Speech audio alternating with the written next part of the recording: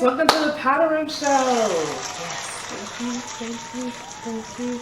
Today we're gonna have a lot of fun on this episode. I'm gonna give you guys the weekly tea about our crazy president and the dumb things that he says. So we'll get into that later.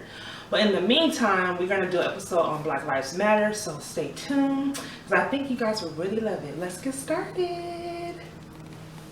To the Powder Room Show, guys. I want to say thank you for joining me again this week. Thank you for sitting here and hearing my rant all by my lonesome.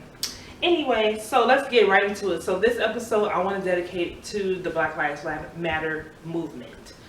As you know, that the world and our climate has been shifting. But before we get into that, we have to start with our weekly tea.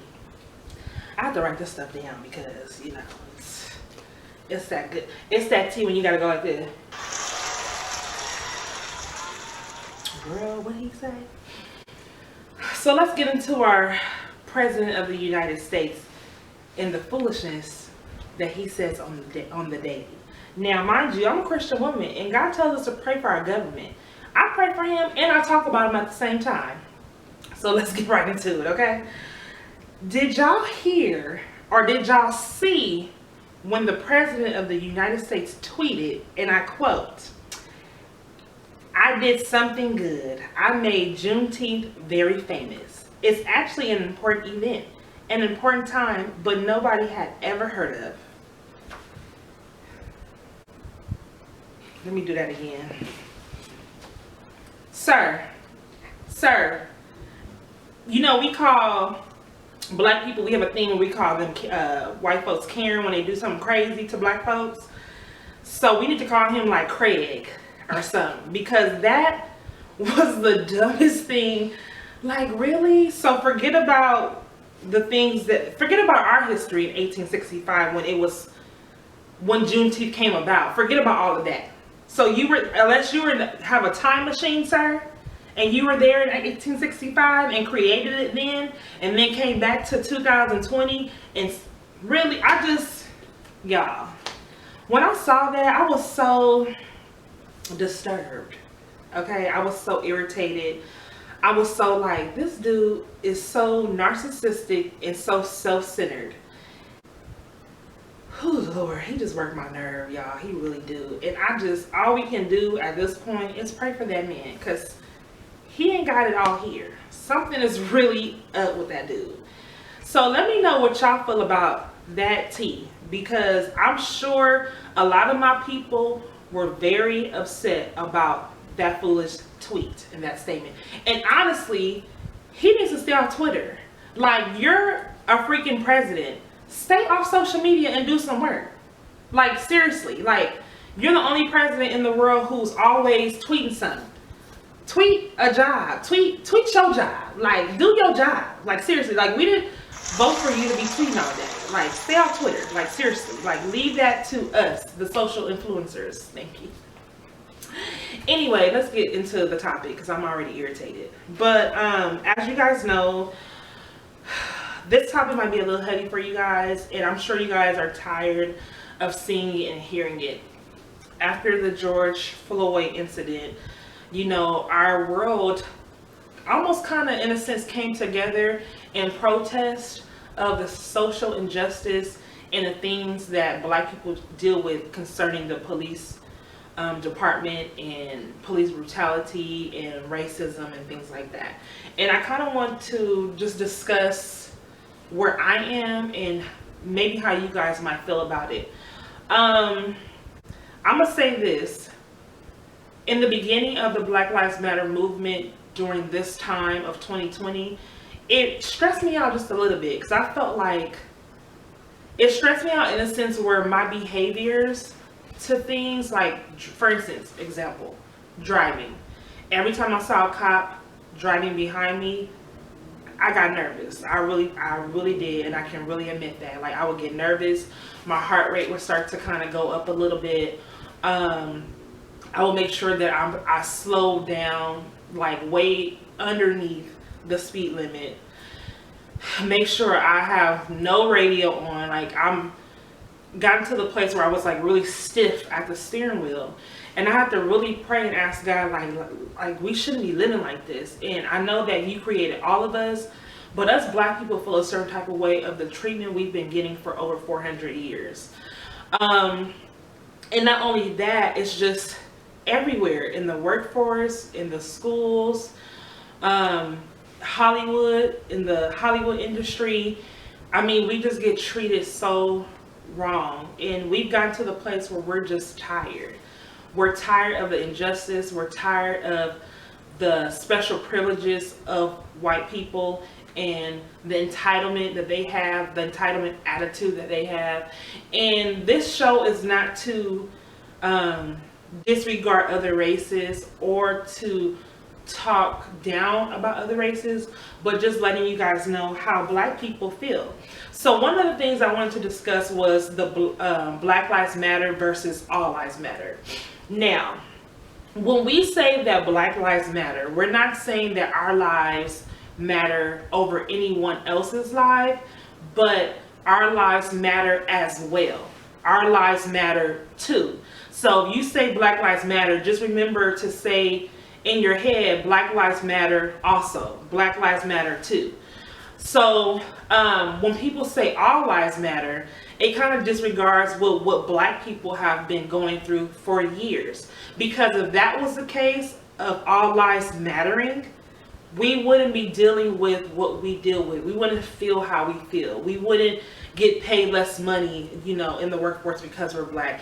And so let's talk about the housing. I know back in the day, in suburban areas, how they were, or it was a written rule in the government how they weren't even allowed to sell to black people, and how houses were very cheap, but then they would skyrocket the price for black people, so we couldn't afford to live in the suburban areas. And it's just very sad how, because of a skin color, the way the pigmentation and the melanin of my skin is, I get less opportunity. But if you are dying, or if you needed an organ, or whatever the case may be, we all have the same things on the inside. So it's just very confusing of how white people are so intimidated by black people. And that goes to show you that black people are more powerful than we really are, because if you have to take black people from their land and put them in slavery and systematically oppress them and things like that, what do we have that y'all want that you have to do something that way? Why are you guys so inferior, or feel so inferior to us, to break us down so we can't be on the same level as you guys, you know? So it just kind of questions me. And then also too, let's get into the black culture. Hip hop, music, hair, braids, you know, tanning, and I know we have people who get Botox injections for fuller lips and things like that, or get butt injections for bigger butts and behinds and whatnot. So you love the culture of black people, but you don't like black people. So I remember I read a meme that said, love us like you love our culture. So you love everything about black people, the soul food, the music, the way we look, how we carry ourselves and things like that, the different styles and whatnot. But then you hate us so much because we're a threat, we're dangerous, whatever. And it's a scary thing. Me raising a black boy in America, it can be very scary. It can be very draining as well, because then you have to have those conversations with your 6-year-old about how one day someone's going to think of him as an intimidating monster.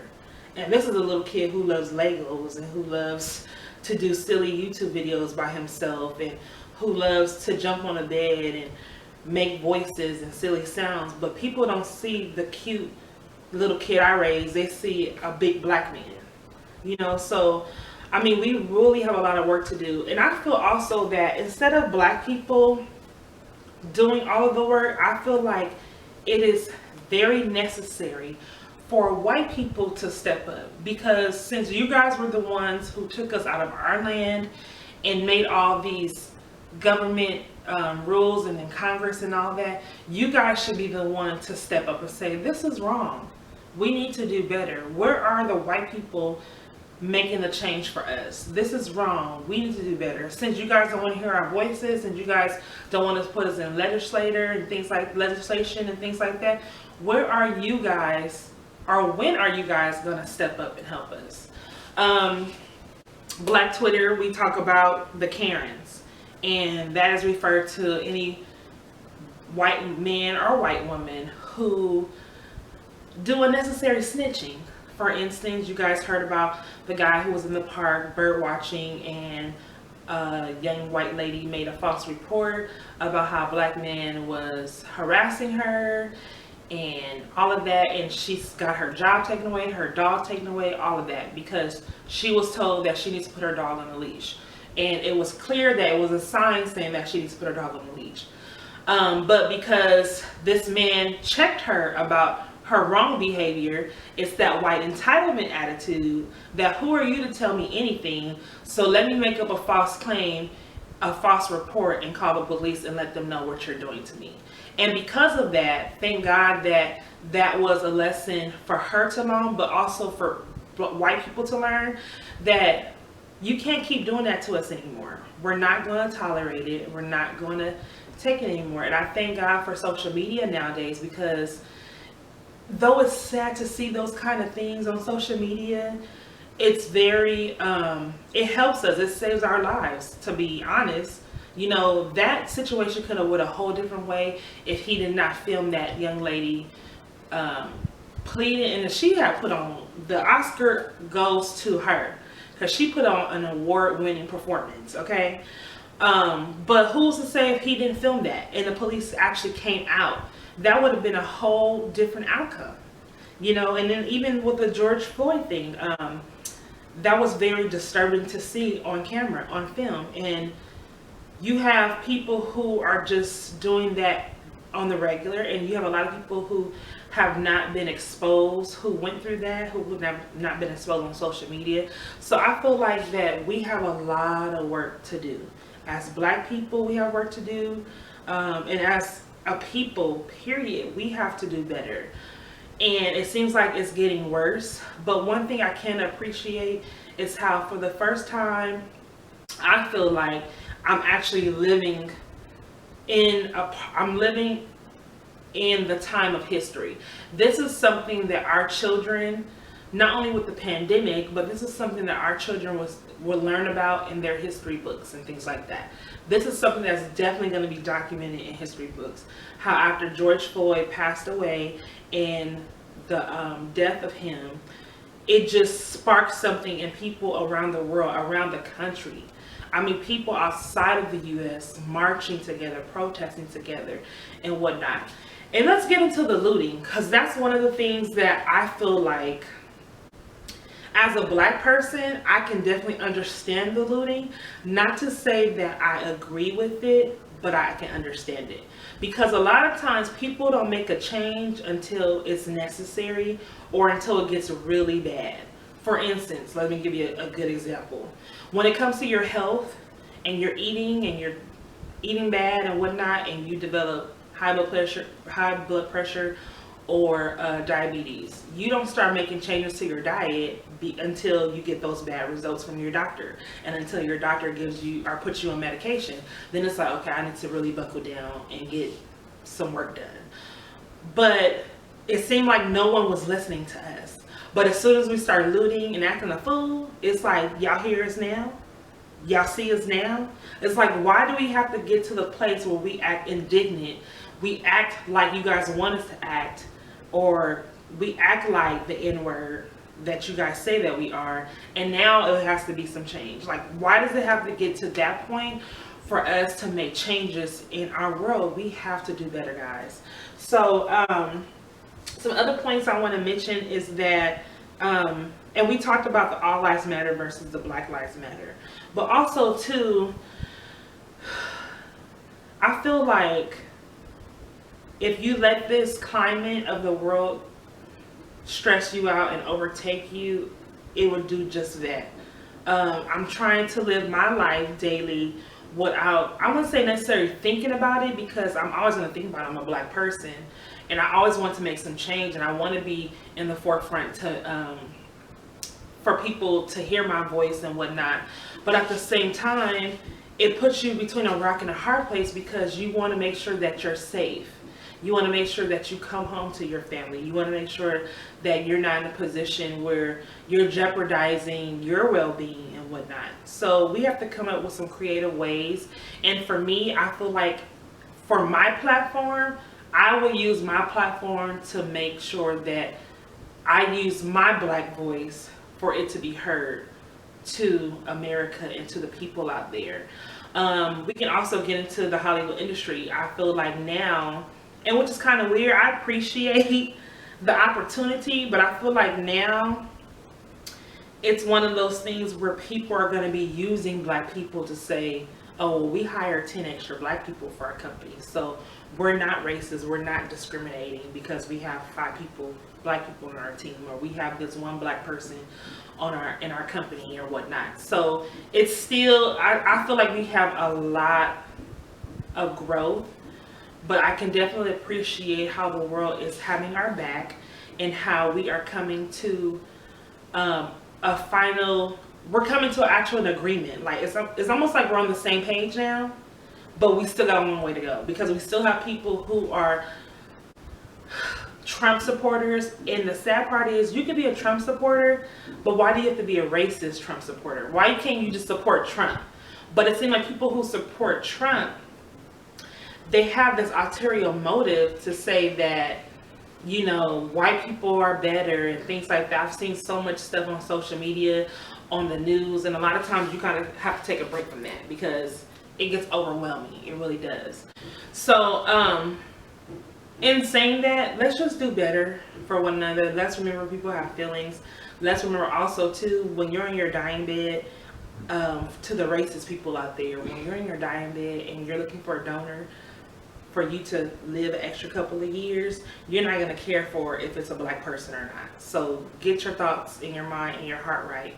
And at the end of the day, one thing I like about this scripture says that the first shall be last, and the last gets a crown. So I take that very, I internalize that scripture, because I feel like Black people are always the last people to get anything great or anything good for them. But at the end of the day, I feel like we are definitely God's people, and God is going to have some remarkable things for us people. Because we're like pretty much at the bottom of the barrel to America.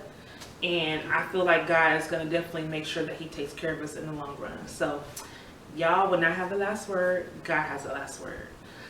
In wrapping it up, we always go into the show shout out. So this particular episode, I want to make sure we shout out our falling Black people who have died at the hands of police brutality and injustice. So I'm going to read their names off, and the thing that's going around is say their names.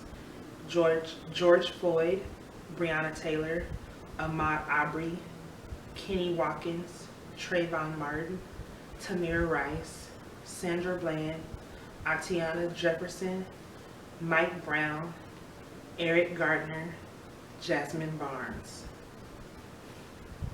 Black Lives Matter. I love you guys. Make sure you have a blessed and awesome day. And remember, every day that you wake up, it's an opportunity for you to walk in your purpose. So make those days count. See you guys next week.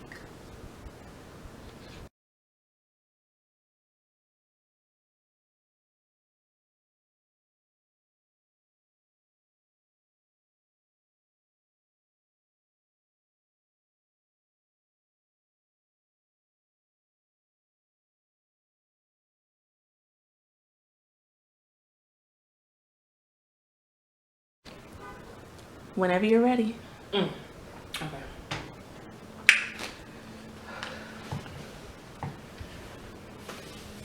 Hey, lovelies. Welcome to the Powder Room Show. I love it. I'm just kidding. We keep it.